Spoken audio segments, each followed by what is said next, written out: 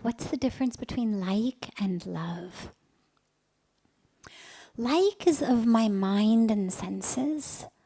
Love is of my heart and spirit. I like chocolate. Okay? I could even say I love chocolate. But really what I mean is I like it a lot, a lot, a lot, a lot, a lot.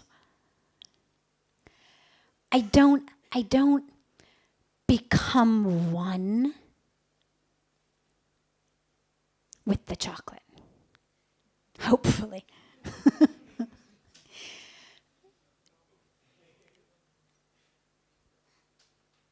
Like is something that is pleasing to me. It is pleasing to my senses. I like a particular type of music. I like a certain color. I like a type of food. It's pleasing to one of my senses. It tastes good. It smells good. It feels good. I like when you touch me like that. Again, I may say I love it, but really what I mean is I like it a lot. It's pleasing to me. I like it when you clean up your room. It is pleasing to me. It is something specific. If you say, I like that person, and I say to you, well, tell me, what do you like about them? Chances are, assuming that you really do like them, you'd be able to give me a list of things. Maybe you could say, well, you know, this person is so caring and generous that whenever they bring a sandwich for lunch from home, they always bring one for me. Or this person is so kind that whenever they're going to buy themselves a cup of coffee, they always get me one. Or, you know, this person is so thoughtful and so caring that they've learned the names of all of my children and my parents and my siblings, and whenever I meet them, they don't just say, how's the family? They say, you know, how's Tina and how's this one? They call all of my children by name. They know my wife's name. They pay attention. You know, we could come up with dozens of things that we like about our friends. Love is not of a thing. It's not temporary. It's not a temporary sensation. Love is an experience of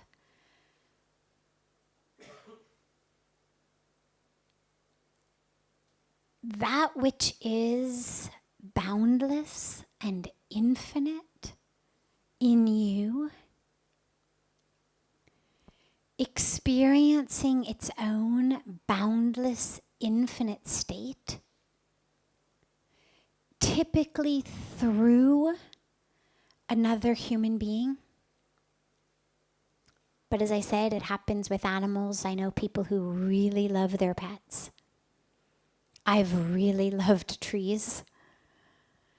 So it doesn't have to be human, but it's typically human. But here's the thing. If I'm listening to Mozart play, I'm really liking it. My ears are really happy. My brain is happy. What Mozart is doing through my ears is impacting my brain in such a way that it feels really good. If I walk out of the room where the Mozart is playing, and I keep walking further and further and further and further away from the music, the impact on my ears and my brain is going to lessen with every step I take. If I get down the block, I'm no longer liking the music. I can't even hear the music anymore. I've left the music back in my house a block away. There's no more remaining impact on my ears or on my brain. I have to go back to my house, sit back in my living room, listen again to it in order to be impacted. But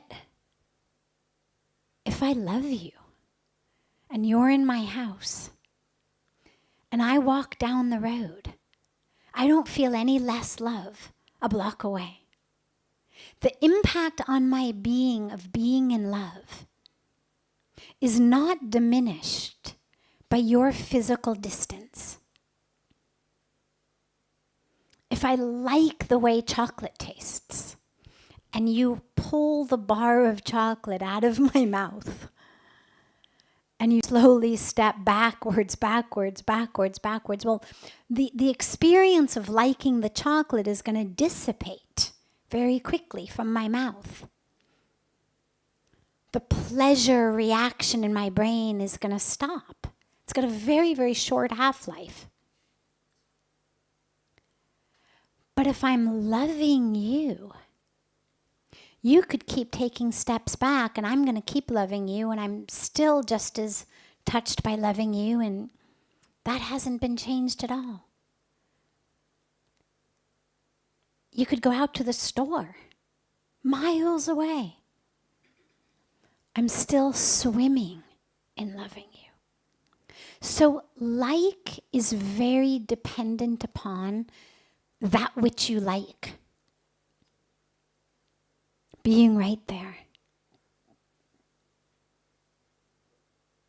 Love is something that changes me on the inside and I carry with me.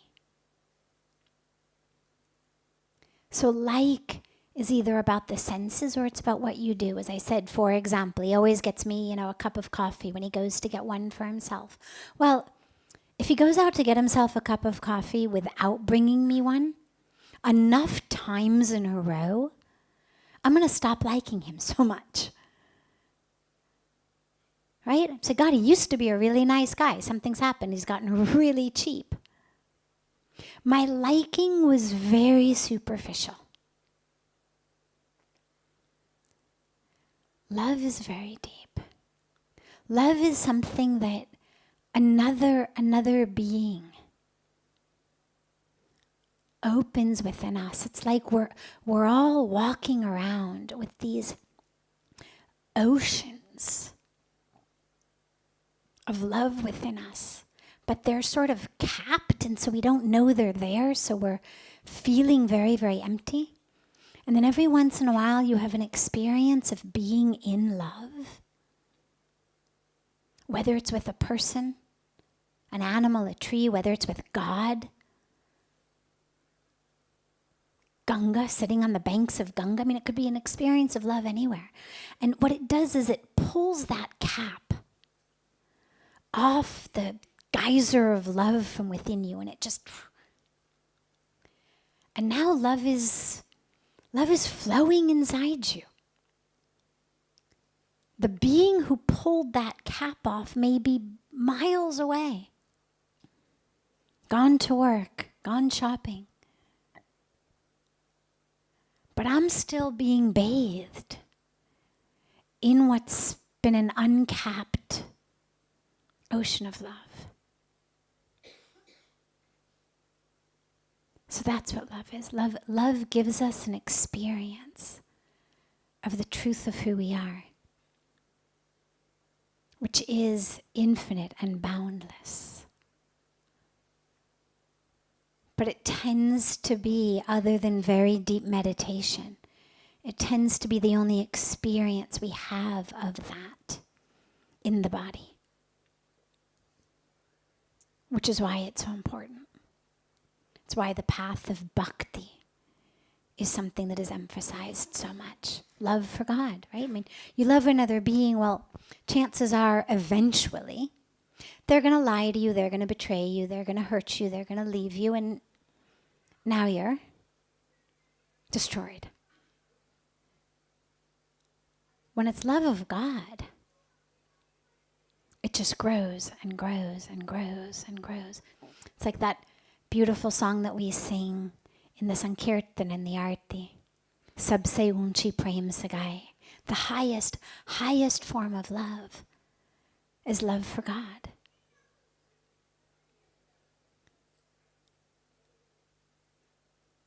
So if you can go straight there, nothing like it. Otherwise, don't worry. Whoever you love, just recognize, like we did in this experience, recognize that what you're loving is divine. I mean, if you did the experiment with somebody you don't know, clearly you couldn't love them. You don't even know them. If you were able to tap into something to love, it was spirit, it was soul, it was divinity. See if you can do that as you move through the world. It'll help you touch the possibility of love.